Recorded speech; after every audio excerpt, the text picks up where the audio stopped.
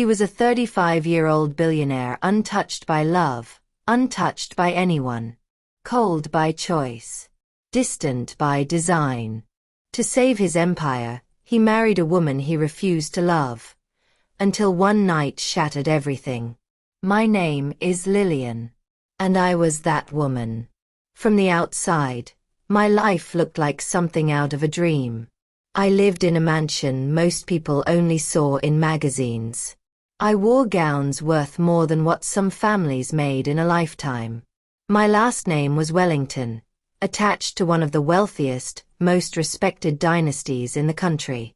But no one knew the truth. They didn't see me wandering through endless hallways where silence pressed against my skin. They didn't see me sitting at the long dining table with a man who wouldn't meet my eyes. They didn't see the loneliness that lived inside me, so heavy it felt like part of my bones. Christian Wellington. My husband. My stranger. We married out of convenience, not choice. To the world, we looked like a golden couple. Flawless, poised, untouchable. But behind closed doors, our marriage was nothing more than a business deal sealed with rings. Christian was the kind of man who carried power in his very presence. Every move was calculated, every word deliberate, every look sharp enough to cut. He wasn't cruel in the way people expect villains to be. He didn't shout, didn't strike, didn't humiliate. His weapon was colder. Silence. Distance. A wall built so high no one could climb it. 4 months after the wedding, I tried. I tried to smile at him, tried to speak at dinner, tried to build something out of nothing. But he would give me nothing in return.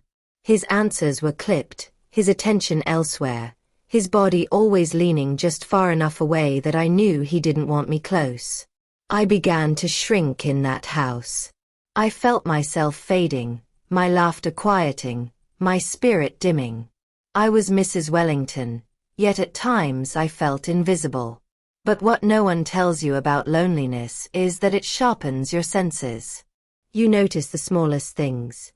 The way his eyes lingered a heartbeat too long before darting away, the way his hand paused in midair when he almost reached for mine, the way his jaw clenched whenever another man looked at me too long. It was subtle, barely there, but I saw it. And it terrified me more than his silence, because it meant there was something beneath that ice, something he was fighting to bury. I remember one evening clearly. A dinner at the mansion. We sat at opposite ends of the long mahogany table. Candlelight flickered, casting golden shadows. My plate sat untouched, and so did his. The silence stretched until I couldn't bear it anymore. I whispered, "Do you ever regret it?" His eyes lifted slowly, pinning me where I sat. Those eyes, steel gray, unreadable, commanding. My heart skipped, but I held his gaze. Regret what? His voice was low, smooth, but cold. This. My hand waved faintly between us. Our marriage. A muscle in his jaw ticked. He didn't answer right away, and for a moment I thought he wouldn't answer at all. But then he said, "Regret implies I wanted something different." I didn't. It was a dagger cloaked as a statement. But beneath the sting, I heard it. The tremor. The crack he didn't want me to hear. I told myself it didn't matter. That I had chosen this life when I said yes. That I shouldn't expect love from a man who had sworn never to give it. But deep inside me, a spark had lit. A dangerous, fragile hope. And once hope is lit, it does not go out easily. Days turned into weeks, and the mansion remained a kingdom of silence. But the tension grew, coiling tighter with every glance we shared, every accidental brush of hands, every night we passed in separate rooms, pretending not to feel the pull that simmered beneath the surface. I would lie awake, listening to the faint sounds of him moving through the house, the quiet click of his office door, the slow creak of footsteps on the stairs. I imagined what it would be like if he came to me. If his coldness melted, if his arms wrapped around me, if his lips finally touched mine. And then I would bury the thought, ashamed of wanting what I was never meant to have. But one evening, everything began to shift. It was raining, a heavy, relentless storm beating against the mansion windows. I stood at the balcony in my room, watching the lightning flash across the darkened sky. And then, in the reflection of the glass, I saw him. Christian. He was standing in the doorway, watching me.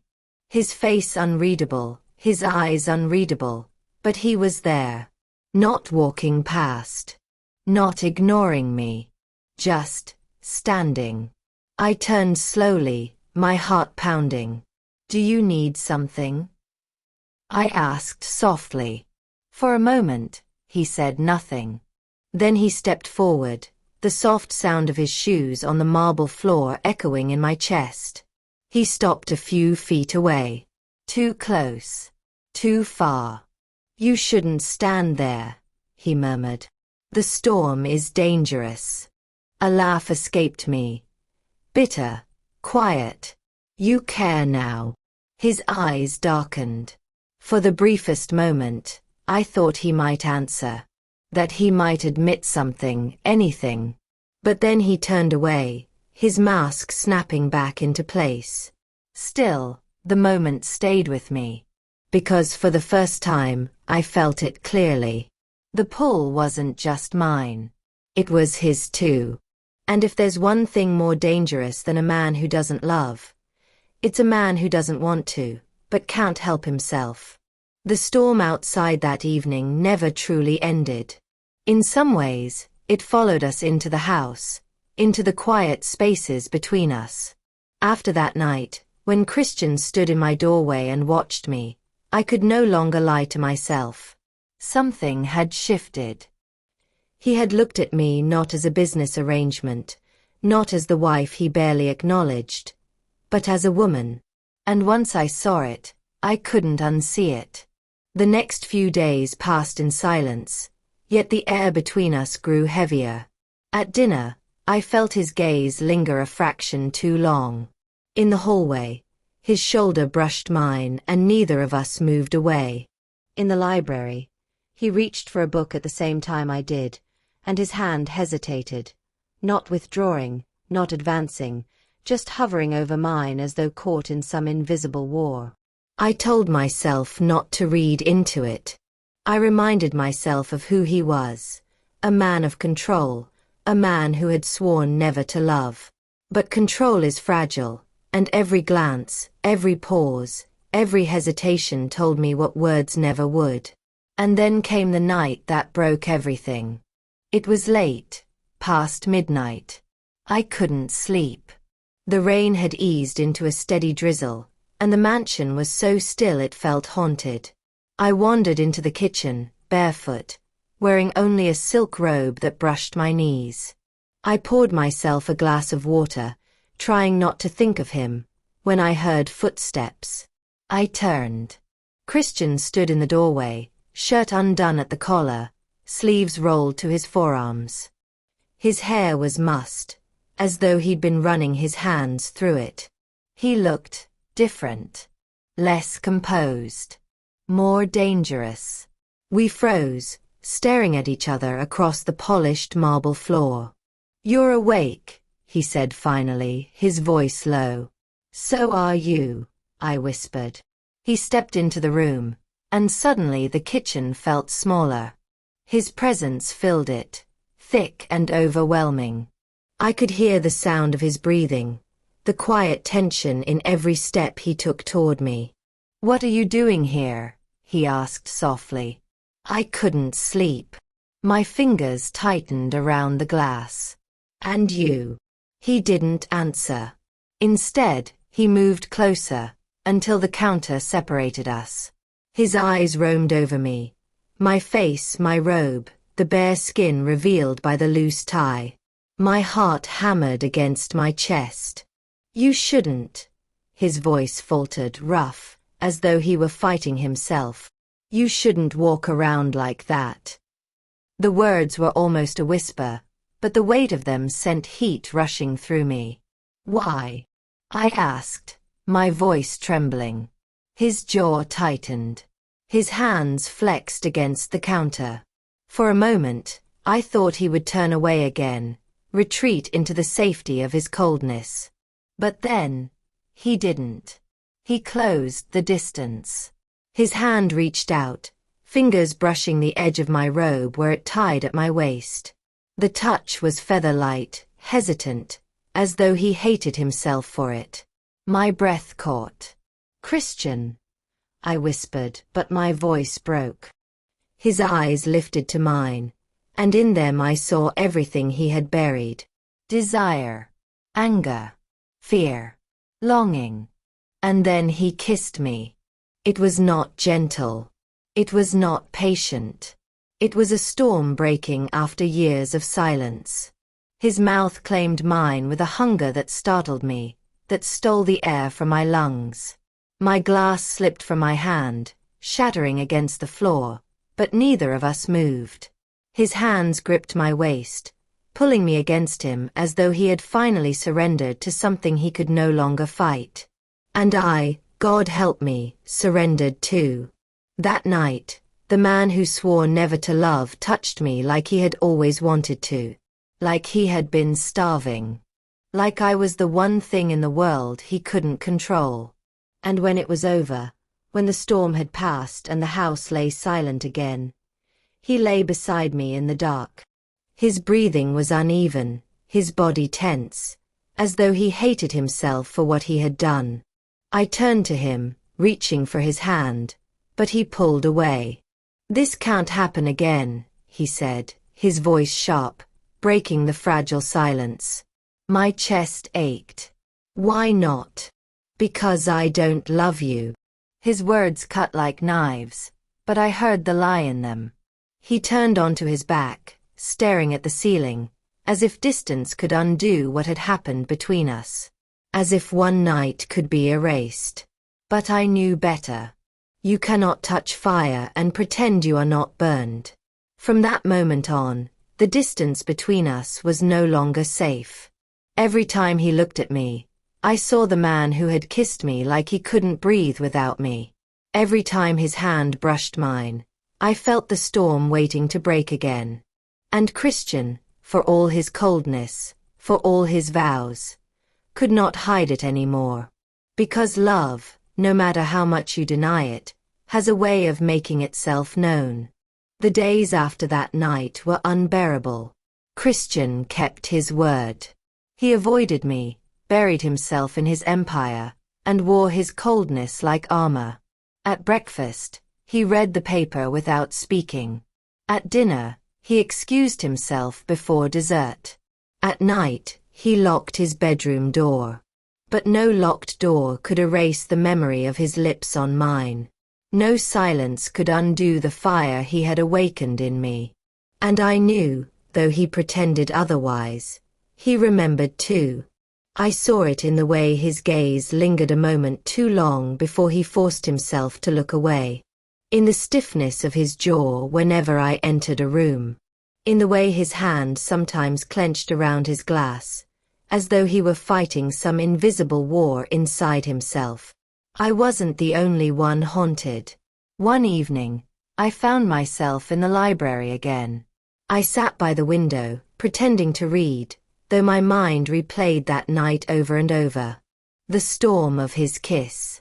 The way his voice broke when he said he couldn't love me. I didn't notice him at first. Christian stood in the doorway, watching me. His face was unreadable, but his eyes gave him away. "You're avoiding me," I said softly, breaking the silence. He didn't move. "It's better this way." "Better for who?" He flinched, almost imperceptibly, then turned away, stepping into the shadows of the shelves. His hand dragged along the spines of books, restless. "Do you hate me so much," I whispered, "that even being near me is unbearable?" His head snapped toward me. Hate you. His voice was sharp, almost cruel. You think that's what this is? Then what is it, Christian? What are we doing? For a moment, I thought he would finally say it. That he would admit what I already knew. But instead, he pressed his lips into a thin line and shook his head. You wouldn't understand, he muttered. I rose to my feet, my heart pounding. Then make me understand. The tension crackled between us. His chest rose and fell quickly, his hands curling into fists at his sides. He looked like a man torn between chains and freedom. And then, he broke. In 2 strides he was in front of me, his hands gripping my arms, his breath hot against my face. I can't stop thinking about you, he hissed, as though the confession itself hurt. Every time I close my eyes, I see you. Every time I breathe, I feel you. And it's driving me insane. My lips parted, a shaky breath escaping. Then stop fighting it. He stared at me, anguish in his eyes. You don't know what you're asking. Then tell me, I begged. Tell me what's holding you back. But he didn't. Instead, his lips crashed against mine again, as though words were useless against the storm inside him. His kiss was desperate, consuming, and when his hand slid to my waist, pulling me closer, I melted into him despite every warning in my head. But just as quickly, he tore himself away, breathing hard, his eyes dark. This is dangerous, he muttered, stepping back. Dangerous. My voice trembled. Loving me is dangerous. His silence was the cruelest answer. That night, I lay awake, staring at the ceiling. His words echoed in my mind. Dangerous. Dangerous. But what could be more dangerous than denying what we both felt? I didn't know it then, but danger was closer than I realized. Because Christian's empire, his cold, carefully built fortress, was under attack. The first signs came quietly. A deal he had been working on suddenly collapsed. A trusted partner pulled out of negotiations without explanation. Rumors began to spread in the business world. Whispers of instability, betrayal. I overheard fragments from his phone calls. Words like sabotage, and leak, and enemy. His voice was sharp, controlled, but beneath it I could hear the tension. One evening, I found him in his office, pacing, his tie loosened, his hair disheveled. He looked up when I entered, and for once, he didn't hide the exhaustion in his eyes. You're working yourself to death, I murmured. I don't have a choice, he muttered, collapsing into his chair. If I don't fix this, everything I've built will crumble. I hesitated, then stepped closer. Let me help you. His eyes snapped to mine, startled. You? Yes. Me. I may not know your world, but I know people. I know how to listen, how to see what others overlook. Let me be more than just your wife on paper. He stared at me for a long moment, as though weighing whether to push me away again. But something in his expression softened. God help me, he whispered. I believe you could. It was the first time he let me in. Together, we pored over documents, phone records, and contracts. I sat beside him at his massive desk, the two of us leaning so close our shoulders brushed. Every glance, every accidental touch sent heat rushing through me, but I forced myself to focus. And then, one night I found it. A small discrepancy in a contract. A hidden clause that hinted at betrayal from one of his most trusted advisors. When I showed him, Christian's face darkened with fury. I trusted him, he growled. I placed my hand on his arm. And now you know the truth. You're not alone in this. His gaze dropped to my hand. Slowly, almost hesitantly, he turned his wrist, letting his fingers brush mine. It was such a small gesture, but it felt monumental. "Why are you doing this?" he asked softly. "Because I care," I whispered. "Because whether you admit it or not, you need someone in your corner." His eyes burned into mine. For a moment, I thought he might say the words I longed to hear. But instead, he leaned forward, pressing his forehead to mine. His voice was raw, broken. "You will be the undoing of me." And maybe he was right. Because the more we fought side by side, the more the walls between us crumbled. He began to smile more, laugh quietly at my sarcasm, linger in my presence instead of fleeing from it. At night, he no longer locked his door. Sometimes he even sought me out, as though he couldn't bear the silence without me. But with every step closer we grew, the shadows of betrayal grew darker. And soon, I would realize that the true danger wasn't just in his empire collapsing. It was in how far Christian's enemies were willing to go. Because love, especially forbidden love, makes you vulnerable. And vulnerability in his world was deadly. The warning came not with words, but with silence. Christian's mansion had always been alive with subtle sounds. Footsteps of staff, the hum of distant conversations, the rustle of papers in the office. But one night, the halls were too quiet. I woke to the creak of a floorboard outside my bedroom. My chest tightened. Instinct told me something was wrong. I slipped from bed, pulling my robe tight, and crept to the door. A shadow moved in the corridor. Not Christian's. Before I could cry out, a hand clamped over my mouth. I struggled, kicking, but the man's grip was iron. His voice hissed in my ear. "Quiet, Mrs. Wolfe. You don't want him to lose everything tonight." Terror surged through me. One of Christian's enemies. Here, in the house. I bit down hard, enough to make him curse and release me. I bolted, running barefoot down the hall. My heart pounded like thunder as I screamed, "Christian!" He appeared almost instantly, gun in hand, fury blazing in his eyes. The intruder lunged, but Christian moved faster. A shot rang out, echoing through the mansion. The man collapsed, groaning, blood pooling beneath him. Christian grabbed me, pulling me against his chest. His arms were shaking. "Are you hurt?" His voice was ragged. I shook my head, trembling. "No, but your enemies. They're getting bolder," he muttered, eyes dark with rage. "They think they can touch what's mine." The way he said it sent a shiver through me. What's mine? From that night on, security doubled. Guards patrolled the grounds. Cameras scanned every corner. But the danger wasn't just outside, it was within. Because Christian's betrayal hadn't been fully revealed. The trusted advisor we'd uncovered was only the beginning. There were more. People inside his empire, people he had given power to, now working to tear him down. And through it all, our relationship, whatever fragile burning thing it was, intensified. We no longer pretended.